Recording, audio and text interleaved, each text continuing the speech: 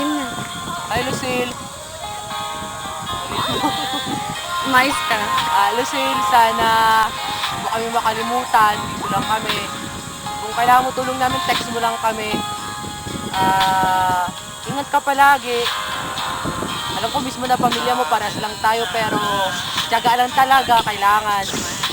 Kaya nasabi mo, breadwinner ka, pero kaya mo yan.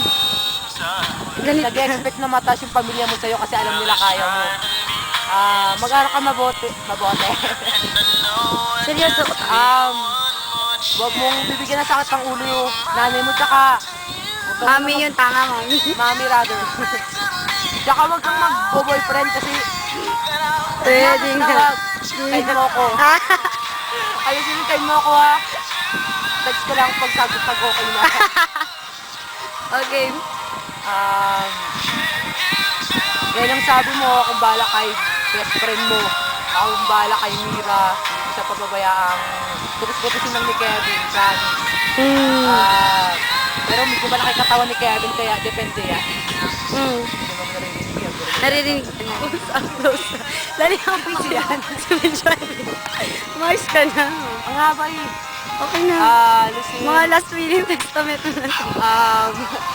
Kay Lucille mapapahalay ka. Ano pa? Siyempre, paano yan? Wala ka na. Nag-iisa na lang si Doring matangkad. Dalawa kami ni Emily. Lucille, basta ingat ka na lang palagi. Basta sabi ko, gaya sinabi ko sa text, stay humble, ganun pa rin. English yun. Pen. Basta, nandiyan lang si bro, tsaka si sis. Sabi, basta, ingat na lang, happy to be. Ano ba yun? Mamatay. Dip! Farewell. Farewell. Pag nakita mo si Maria, kutisin mo. Basta ingat ka na lang, Lucille. Mayroon na mahal ka namin.